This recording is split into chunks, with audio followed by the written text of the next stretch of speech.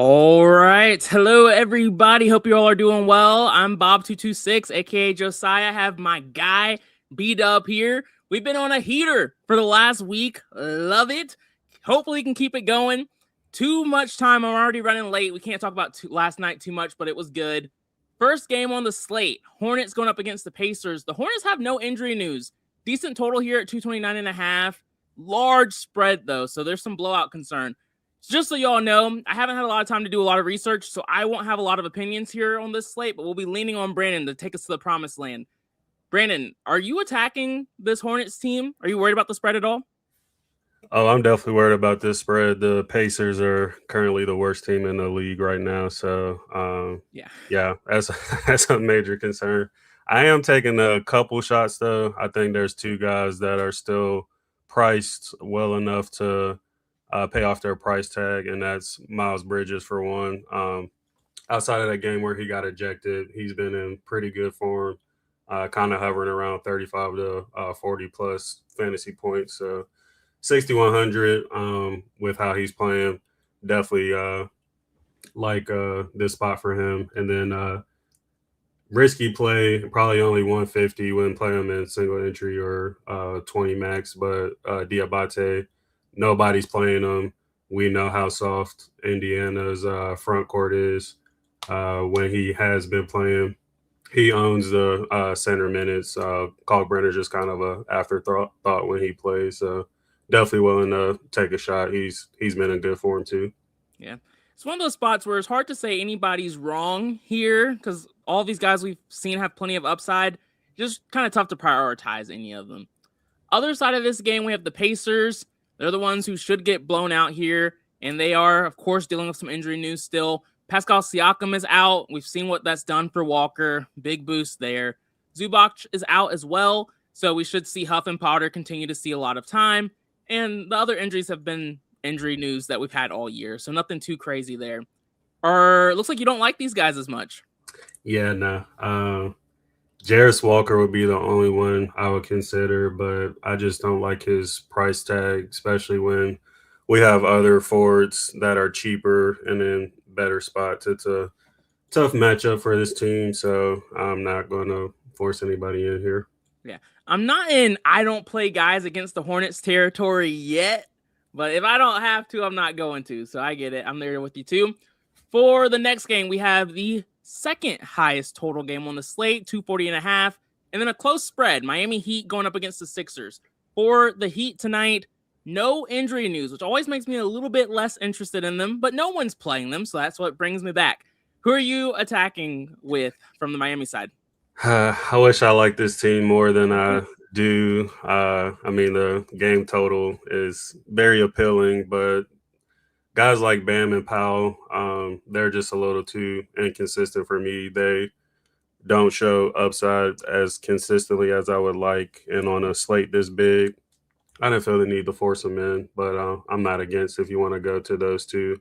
I did take a shot on Wiggins. He kind of like Bridges. I like his cheap price tag, and he can get you 40 plus points as well. And then Davion Mitchell is just kind of a punt play. There's quite a few 4K guys I'm taking shots on that are in good spots. And Davion, his floor is scary and doesn't show much ceiling, but he can get you around 30 fantasy points, which is good enough for me at 4,500. So those are the only two guys I'm forcing in at 10%. Yeah, if Embiid was out, I would look at Bam a little bit closer. I'm with you. I think this is more of an Andrew Wiggins spot too. Guy Brandon's with us on this as well.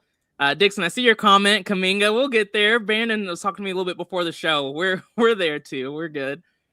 All right. For me, I am just following you on the Andrew Wiggins call. I'm gonna put 10% min there, and that's gonna be it.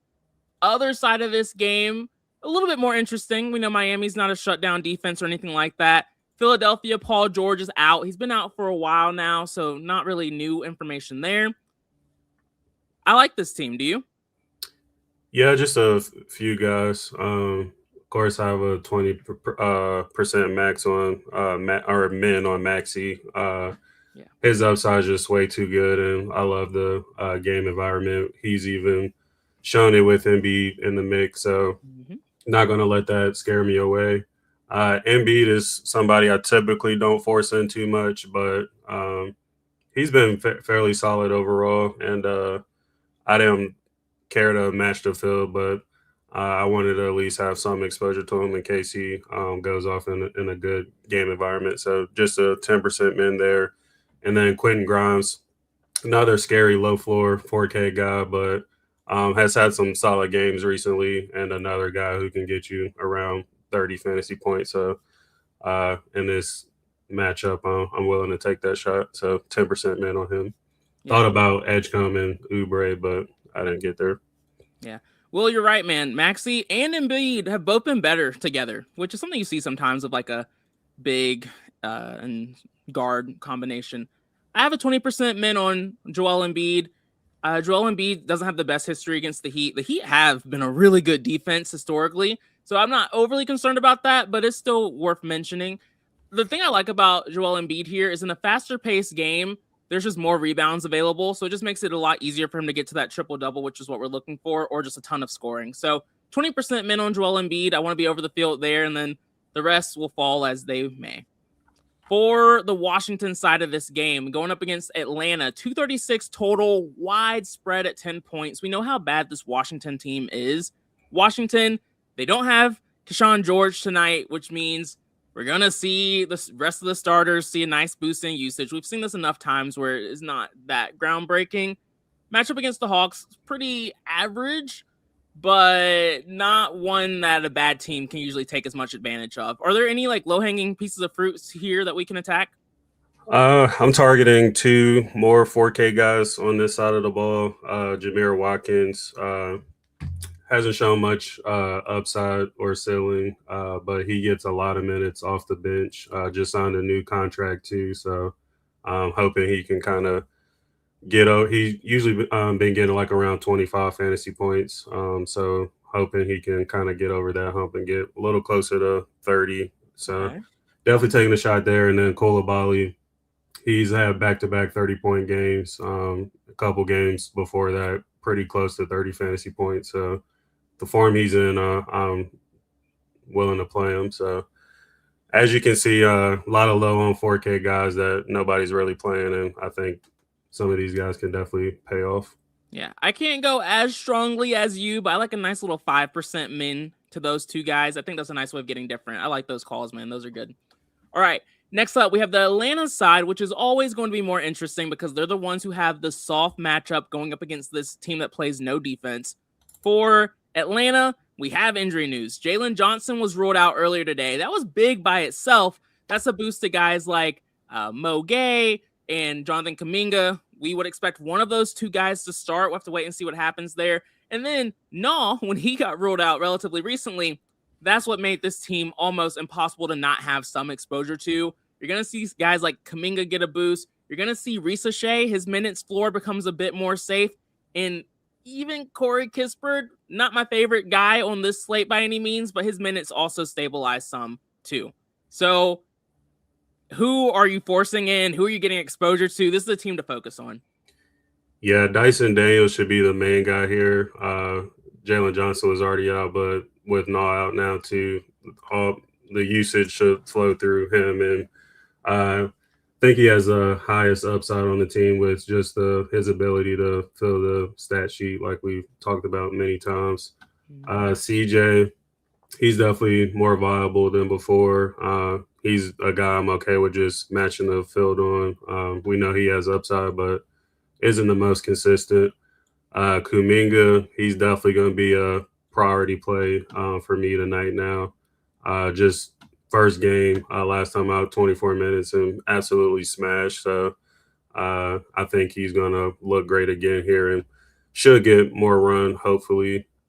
And then Gay, he had a solid game a couple nights ago too against this team, and more minutes should be open to come his way. So another guy I'm okay with just matching the field, not going too crazy there. And did nothing with Shea. I think he's trash, but it is a decent spot and more usage is open for him to do well here. So let me see if I'm getting any. 3%. So I'm okay with that. I don't hate a 10% man if you want more, but not a guy I want to go too crazy on. And then I guess you can make a case for Okongwu, but I like some other centers a bit more than him tonight. Yeah, I just love this game, love this team. How much Daniels are you getting? 83% and then 79 on Kuminga. Damn, there you go. Yeah, you don't have to force those guys in. Love it when that happens. I went a little bit higher on you than CJ McCollum. He did burn me last time out. I played him in that revenge narrative last time. Hurt me once. Shame on me. No, shame on you. Second time, this will be shame on me if he doesn't come through once again. But with Jalen Johnson out and no Naw, this is his moment. If he fails me tonight, screw him. 30% men there. Dyson Daniels shows up a lot for me too. Kaminga, same story. Gay, I like a lot too. So I have a 20% men there. This is just a game I'm trying to prioritize and force these guys in. And I'm with you too. Risa Shea sucks. He's not a great player, but he does show up naturally in about 9% of lineups. But I put a 15% min on him just to kind of make him show up a bit more. He sucks, but he has every opportunity in a soft matchup. And then, Kuminga shows up in 81% of lineups here. Next game, we have the Spurs going up against the Nets. Spurs, I feel like we've seen them a lot this week for San Antonio. There we go.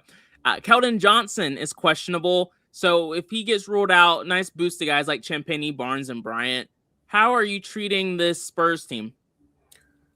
Yeah, I was hoping Castle would be rolled out, but he's available. But I'm still gonna play some Harper. I had a 10% man, but lowered it to 5.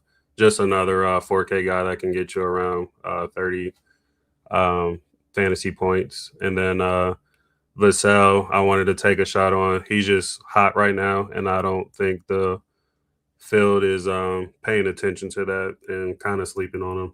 There are better spots tonight for sure, but when guys are in forms like he is right now, I pay attention to it and I play him, even though it's not the best spot for him. But even if Keldon gets rolled out, that could potentially mean more run for him too. So yeah, for sure.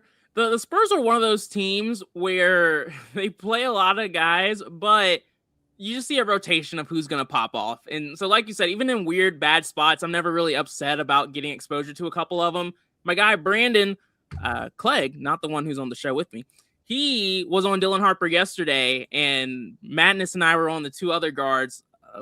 And, of course, Harper's the one who went off. So, shout out to you, man. That was a good call. Victor Wembanyama will be a leverage play for me tonight. I have a 10% min on him. Failed me yesterday. This is becoming a trend. I'm going to go back to him today, and hopefully he works out here. I'm okay with picking on the Nets somewhat, so he's the one I like at low ownership. Next up, Nets side of this game, we have no real injury news to discuss here unless I'm missing something, Brandon. Who do you like on the Nets?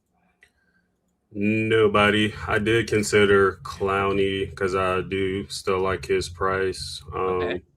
but I just hate the Nets overall for fantasy with how they play everybody. So hard to narrow down any particular plays here. So I fading don't this team. Yeah, I don't disagree. I do have a 5% min on Michael Porter Jr.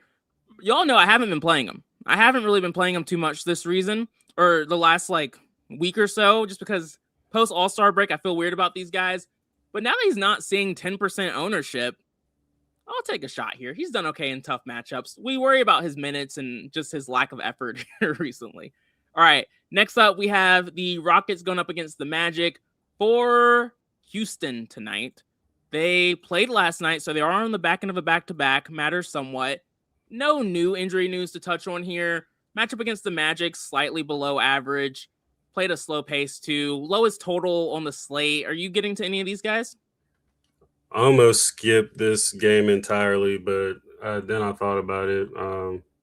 Usually, even if it's a lower game total, if it's projected to be close, I don't mind taking shots on the studs, especially when they're barely owned. So just threw a 5% min on Katie and Sengun to have some lines a little different than all the other chalky lines. But that was really the only reason I don't really like this game. I think this is more of a more entertaining game to watch versus DFS. Yeah, I agree.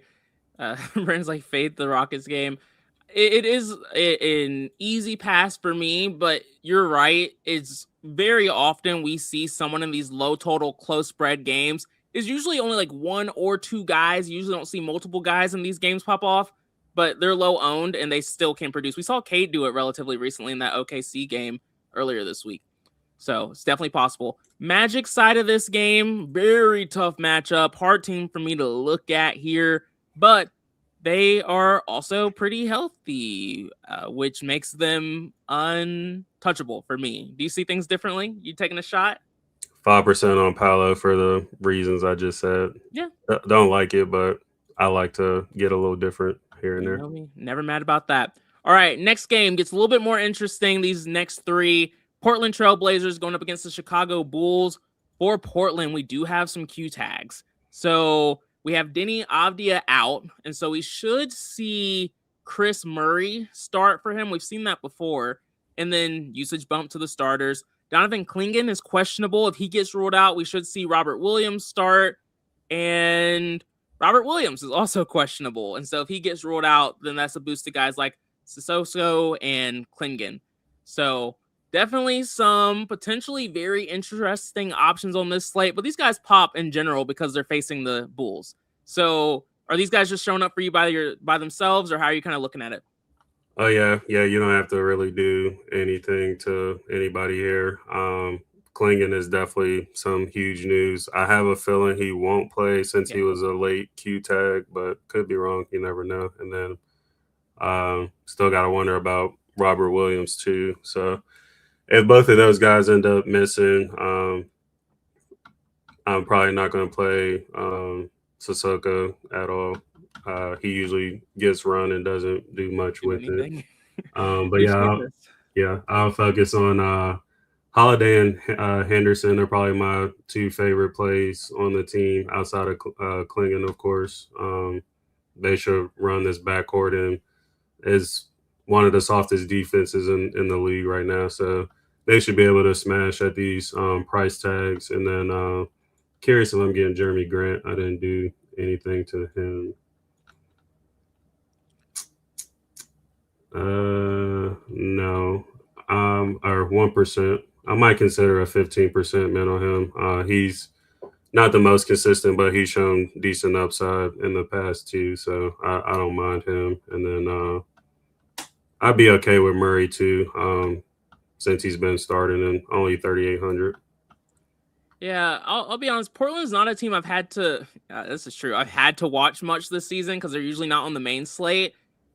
But these guys are showing up for me by themselves in all of my lineups, so I'm not overly concerned about it. Jeremy Grant's never a click I love, but in a soft matchup, he's understandable. But he's not showing up in my lineups as of right now. But that's your one-off. That's fine. Next up, we have the Bulls side of this game, which is a tougher matchup. Portland plays pretty slow. Not awful defenders, at least. Chicago, they have Jalen Smith out, so boost to guys like Yabusele, Buzelis. And then Patrick Williams is out. Really, same group that sees a nice boost there. It really just stabilizes minutes across the board. Anthony Simons is out. Jaden Ivey's out too. Those are two guards who just solidify and stabilize the minutes for the rest of the guards on this team, but they still have quite a few guards. Are you forcing in anyone here, or how are you treating them? One guy in particular I'm forcing in. I'll touch on Buzelis first. Don't have to do anything to him. He has, outside of Giddy, but Giddy hasn't been the best. But he has the next highest upside. And coming off a really good game, almost put up 50 fantasy points last game. So pretty soft matchup on this side of the ball too. So definitely we'll have a lot of him. I think I'm at 41% right now, so a little over the field. I want to like Sexton, but he has not been good at all. I think last game he played like 28 minutes and only put up 18 fantasy points. So just another guy who gets decent minutes but doesn't do much with it. And you would think with Simons and Ivy, them missing, that he would kind of step up to the plate, but he hasn't. And then I'd be fine with Nick Richards, too, at this price tag with no Jalen Smith. Always concerned about his minutes, but, again, it's a soft matchup and even softer if Klingon and Robert Williams gets rolled out. And then I did put a 10% min on Dillingham. Just another cheap guy who gets a lot of run off the bench and has honestly looked better than Sexton. So just another low-owned shot that I'm taking. Yeah, the main bull who's showing up for me is Buzelis, and Sexton's showing up some around 25%, a little bit of Nick Richards, but literally only like a couple of percentage points, not really showing up a ton for me. Are you getting a decent amount of Nick Richards or no? None. Yeah. I don't really feel strongly enough about him to force it, but it's worth thinking about at least. I don't know. What do you think? Yeah, I don't hate it. 10 to 15% min. Yeah. And then I get the Buzelis play. He's showing up a ton for me too, around 45%. And maybe this is just a bias I have, but I low-key kind of hate playing him when he's super chalky. I just like it's burned me every single time this season. Maybe today is the day it works out. We'll see. But at least he's not showing up in 80% of my lineups. He's showing up in 46. So I won't do anything to change that. But if I was seeing significantly more than that, I probably would cap him at like 50 or 60. Dixon, you make me miss having that 12 p.m. show I used to do where we could just talk about random shit all day. But no, I haven't tried a bull testicle. What the hell? Yeah, no. I mean, I guess only in El Salvador. Have you, Brandon? Never will. Like, was it a good experience, Dixon? Like, what happened? All right, back. We're focused. All right, we have the Kings going up against Dallas. Two teams I usually like picking on a good amount. For Sacramento tonight, they are without Russell Westbrook, so we should see Devin Carter start, but they could do something random. It also stabilizes Killian Hayes, his minutes somewhat, around like 20 minutes or so. And then Keegan Murray is out, so we should keep seeing Nick Clifford start in that spot.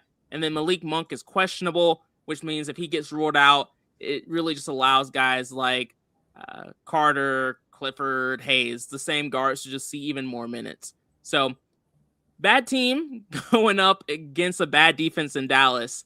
Are you kind of fading them here, or what's your thought process? Yeah, I did nothing here. This team is just full of volatile players. Precious is the only one. I didn't do anything to him, but I was getting a decent amount, which you dropped some. So 12% Precious, and that is it. Yeah. I think I played Precious last night or the night before that, and he played 30 minutes, which is what I was worried about, but he didn't do jack shit while he was out there. So yeah, a couple of games ago, he put up 41 fantasy points. Then the next game, he put up 19, if that tells you anything. He has a ton of upside. I don't hate the spot for him. Let me see. Does he show up by himself for me? Yeah, he shows up in about 25% of lineups by himself, which is nice. I like having some exposure there. Nick Clifford is someone I think is going a little overlooked. I have a 10% min on him, just kind of get him to show up more. If Renal was a little bit cheaper, I would force him in, but I'm not going to because he's still pricey. But this matchup's super soft. All right, other side of this game, we have Dallas going up against Sacramento, who also doesn't play defense. For Dallas, they don't have Cooper Flagg, no PJ Washington, no Daniel Gafford. Without Washington and Gafford, that's what's making Bagley pop as much as he is. Hard to not look at him here. And then Cooper Flagg's been out for long enough. It doesn't change too much for me here. Who are you seeing showing up for you? Marvin Bagley for sure. I think he's one of the best plays on the slate. Gafford is doubtful, or I'm not sure if he already got rolled out, but expecting him not to play. And we've seen this story before with Bagley many times. When he gets to start and plays a ton of minutes, he just crushes as long as he stays out of foul trouble. One of the better points per minute guys on this team. So 98%, if that tells you how much I like Bagley tonight. Brandon Williams is next priority. Wish he was a bit cheaper, but he's in pretty good form. Another guy who can get you around 30 to 40 fantasy points, and Sacramento's another horrible defense. So great spot for him. And then I'm okay if you get to Middleton, Najee, or Clay as line fillers, but they won't be a priority for me, and did nothing to force them in. I haven't played Clay in so long. He had like one game where he popped off, and I still didn't play him after that. Like, screw that. Uh, Brandon Williams and Bagley, I agree. Precious versus a terrible front court. I know. It's two evils meeting each other. Clegg said, I need to lower my Precious exposure. I will admit I have a bias to Precious. He's been in some really big wins for me, and so I do have a soft spot. But he's also just a really good producer typically when he sees minutes. So I'm always willing to have some Precious exposure. Brandon Williams shows up naturally in about 61% of lineups, and Marvin Bagley is locked in my lineups. So they're showing up a lot. Chris Middleton, did you give him any thought? Not really. He was showing a little bit, but he might have fallen off, which it looks like he did. Y'all know me. I'm never mad when Chris Middleton's not showing up. Don't hate that.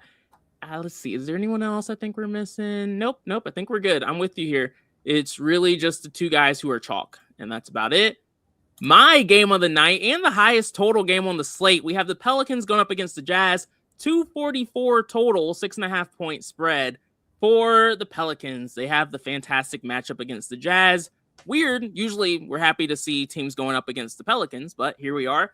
Trey Murphy's out. He's been out for a while. No major new changes here. We're playing these guys. Who are you playing here? Yeah, pretty much everybody. Didn't have to do anything to Zion. He was popping quite a bit, but I might have to put him in. Oh yeah, he fell to 9%. So Yeah. I might go ahead and just put a 20% man. Guys typically have some of their better games against Utah, so want to make sure I have exposure to a guy like Zion. DeJounte Murray, so good to see him back on the court. Played 24 minutes, put up 20 fantasy points. So definitely still concerned with that minutes restriction that he should still be on, and definitely don't like his ownership. I was kind of surprised it was that high, but it is Utah, so I guess I get it to an extent. I didn't care about matching the field, but wanted just a little bit in case he just absolutely crushes in those 24 minutes. And then 10% men on Bay. I think he's the next guy up with a great ceiling. We've seen him get 50 plus fantasy points many times this year. So that can definitely happen against Utah. And then don't like Herb Jones, Poole, or DeAndre Jordan, but they're just more 4K guys in a really soft matchup. So 10% men on Jones, and then 5 on Poole and Jordan. Yeah, I am viewing it pretty much the same way. I like the Zion mid. DeJounte Murray, I have a 15% min on, just trying to stay close to the field there. Sadiq Bey, I'm at 10. Herb Jones, I'm at 10. And then Jordan Poole, I also have a 5% min on. DeAndre Jordan, I have a 5% min on, but it does piss me off. He should not be playing the minutes he's playing. Like, It's it's kind of crazy. stupid when you have Derek Queen there, but what the hell do we know? But yeah, that's pretty much, I'm doing it the same way, which is good. All right. Next up, we have the Jazz side of this game, who also have a soft matchup, but they are really bad. For Utah tonight, I agree, Clegg. It wouldn't shock me if this game significantly under the total, but I don't care about that. But when it comes to like DFS, this matchup is soft enough for these guys to do well. We've seen it all season long. For the Jazz, Keontae George is out, Lauri Markkanen's out. We've seen this enough times. Are you getting to the Jazz tonight? Didn't force anybody in, but I was getting a decent amount of Conchar. Let's see where he's at. So yeah, he fell quite a bit, which I'm okay with not forcing more in. He gets another guy who gets a lot of minutes off the bench. He's been playing around 25 minutes, and has been okay, only 3,700. So definitely don't hate him. I thought about Bailey and Sensabaugh, but they're just way too volatile for me to feel good about playing. And then Filipowski and Collier are a little too pricey for me. Yeah, I get it. I do like these guys maybe a little bit more than you. I have a 5% min on Isaiah Collier, but I think no, I like the guard spot on this slate. So I'll keep that 5% min. I won't go much higher than that. Bryce Sensabaugh, I like his volatility low key, especially in good matchups. It can just be explosive. So I have a 10% min on him, just having some good exposure there. And then, like you, Contra shows up naturally in about 30% of my lineups. So good to go there too. He will burn you. I like risk though. So I like it when he doesn't do that. And a 10% min won't kill me. So it's all good. Last game on the slate, Lakers going up against the Suns. For the Lakers, we have no real injury news. Rui Hachimura's out, so you'll see like guys like Vanderbilt and Laravia see a boost, but not super relevant on this slate. Are you forcing anyone in here? No, only guy I like here is Luka. I think we have enough cheaper guys to make him work tonight, and didn't have to put him in on him. I'm at 37%, so I'm over the field there, and didn't get to anybody else here. Yeah, same here. Luka shows up in about 39% of lineups naturally, and I'm okay with that. Suns, this is kind of just a boring game to me, not gonna lie. Don't love it. But for Phoenix tonight, Jordan Goodwin is out. The rest of these guys have been out for a while. How are you kind of viewing this side of the ball? Yeah, I'm fading this team too. Don't like it.